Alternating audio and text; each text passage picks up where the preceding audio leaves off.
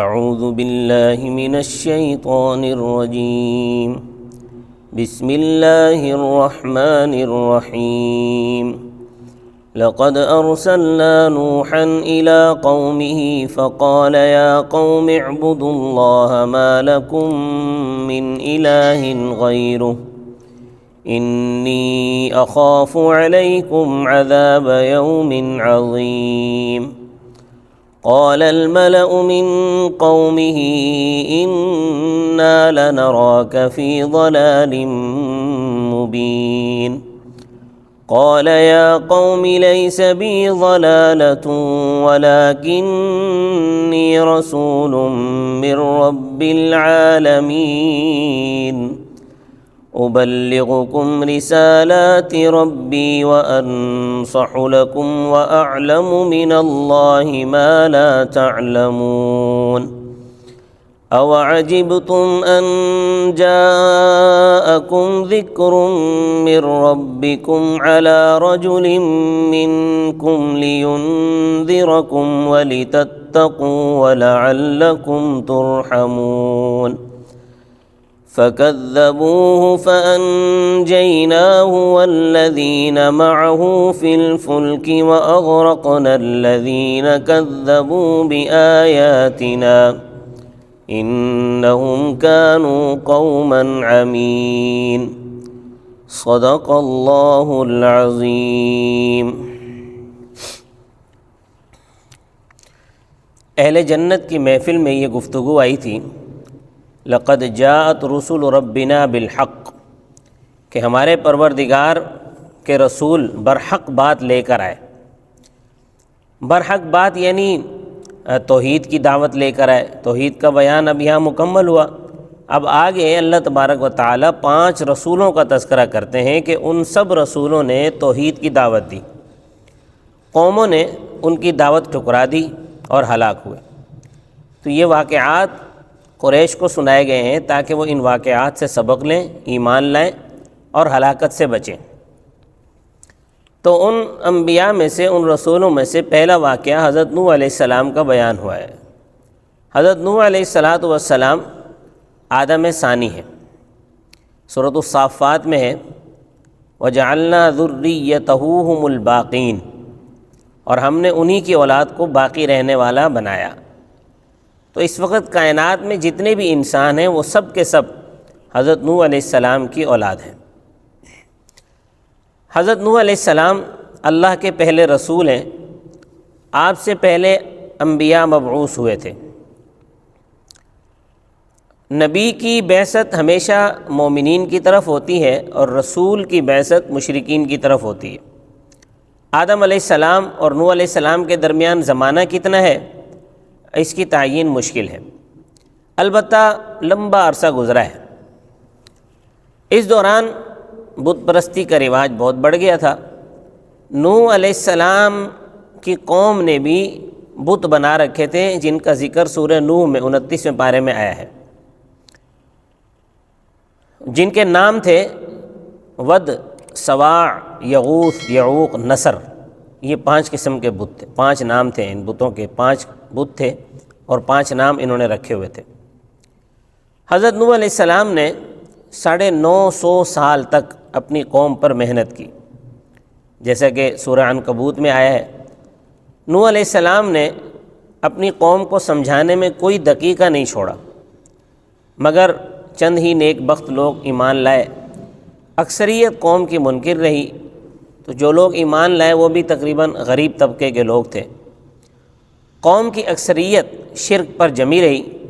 نوح علیہ السلام نے ان کو اللہ کے عذاب سے ڈرایا، مگر پھر بھی وہ نہیں مانے، عذاب سے ڈرے ہی نہیں۔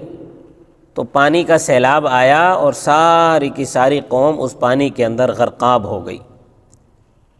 ان کا مختصر حال یہاں سورۃ الاعراف میں ہے، اور نوح علیہ السلام کی قوم کے حوالے سے تفصیل سورہ ہود میں ہے، وہ انشاءاللہ آگے آئے گی۔ تو فرمایا لقد ارسلنا نوحا الی قومہ، بخدا واقعہ یہ ہے کہ ہم نے نوح کو ان کی قوم کی طرف مبعوث فرمایا۔ فقال یا قوم اعبدوا اللہ، انہوں نے کہا اے میری قوم اللہ کی عبادت کرو، یعنی مورتیوں کو چھوڑو، یہ جو تم نے 5 بت بنا رکھے ان کو چھوڑو، اللہ کی عبادت کرو۔ ما لکم من الہ غیرہ، اللہ کے علاوہ تمہارا کوئی معبود نہیں۔ انی اخاف علیکم عذاب یوم عظیم، بے شک میں تم پر بڑے دن کے عذاب سے ڈرتا ہوں۔ بڑا دن یعنی قیامت کا دن۔ قال الملأ من قومہ، ان کی قوم کے سرداروں نے کہا، انا لنراک فی ضلال مبین، بے شک ہم تجھے کھلی گمراہی میں دیکھتے ہیں۔ یعنی تو جو ہماری مورتیوں کو کنڈم کرتا ہے اور ایک خدا کی بندگی کی دعوت دیتا ہے، یہ تو کھلی گمراہی ہے۔ مورتیاں جو ہیں یہ تو ہمارے اکابر اولیاء کی ہیں، ان کو خدا کے یہاں بڑی قربت حاصل تھی، خدا کے یہاں ان کا خاص مقام حاصل تھا ان کو، تو ان کو بے حیثیت کرنا یہ کہاں کا دین ہے، یہ کہاں کی ہدایت ہے؟ یہ بات نوح علیہ السلام کی قوم کے سرداروں نے کی، اور آج کے جو جاہل مشرک ہیں، بدعتی ہیں، وہ اولیاء اکرام کے تعلق سے یہی بات کہتے ہیں۔ قال یا قومی، نوح نے کہا اے میری قوم، لیس بی ضلالۃ، میرے اندر گمراہی کا شائبہ تک نہیں، ولکنی رسول من رب العالمین، لیکن میں جہانوں کے پالنہار کا بھیجا ہوا ہوں۔ ابلغکم رسالات ربی، تمہیں اپنے پروردگار کے پیغامات پہنچاتا ہوں۔ وانصح لکم، اور میں تمہاری خیرخواہی کرتا ہوں۔ واعلم من اللہ ما لا تعلمون، اور میں اللہ کی طرف سے وہ باتیں جانتا ہوں جو تم نہیں جانتے۔ اب نوح علیہ السلام تو چونکہ انسان تھے، اور انسان کا رسول ہونا کبھی بھی قوموں کے گلے سے نہیں اترا، تو لہٰذا قوم کیا کہنے لگی؟ او عجبتم ان جاءکم ذکر من ربکم علی رجل منکم، کیا اور تمہیں اس بات پر حیرت ہے کہ تمہارے پاس تمہارے پروردگار کی طرف سے یاد دہانی آئی ہے؟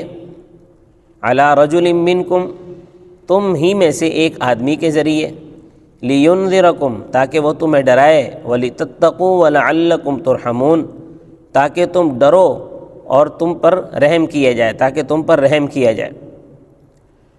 اس میں انسان کے رسول ہونے کی حکمت کی طرف اشارہ ہے کہ انسان جو رسول انسان ہو اس سے استفادہ حاصل کرنا بہت آسان ہے، یعنی اس سے بسہولت استفادہ حاصل کیا جا سکتا ہے، اور رسول انسان رسول کے ساتھ جڑ کر اور بہت جلد اللہ تبارک و تعالیٰ کی رحمت کا حقدار بنا جا سکتا ہے، تو یہ حکمت ہے۔ تو نوح علیہ السلام کی بات چونکہ قوم نے نہیں مانی، پھر ان کی تباہی کا ذکر ہے۔ فکذبوہ، بس انہوں نے نوح کی تکذیب کی۔ فانجیناہ والذین معہ فی الفلک، بس ہم نے ان کو اور ان لوگوں کو جو ان کے ساتھ تھے کشتی میں بچا لیا۔ واغرقنا الذین کذبوا بآیاتنا، اور ان لوگوں کو غرقاب کر دیا جنہوں نے ہماری باتوں کو جھٹلایا۔ انہم کانوا قوما عمین، بے شک وہ اندھے لوگ تھے، یعنی ان سے ایمان کی امید نہیں تھی۔ تو جس آدمی سے، جس قوم سے ایمان کی امید نہ ہو تو وہ اس کائنات کا جزو فاسد ہے، یا کسی انسان کا اگر کوئی عضو خراب ہو جائے تو اس کو کاٹ دینا بہتر ہوتا ہے، اگر اس کو کاٹا نہ جائے تو اس خراب عضو کی جو وہ خرابی ہے وہ پورے جسم میں پھیلنے کا خدشہ ہوتا ہے۔ تو چونکہ قوم نوح اس کائنات کا عضو فاسد بن چکے تھے، تو اس لیے ان کو کاٹ دینا ہی بالکل عین قرین مصلحت تھا۔ تفصیل سورہ نوح کی جو ہے وہ تمہید میں انشاءاللہ جب وہاں موقع آئے گا تو اس کا بیان ہوگا۔ آپ ہمارے ساتھ جڑے رہیے۔ صدق اللہ العظیم۔ سبسکرائب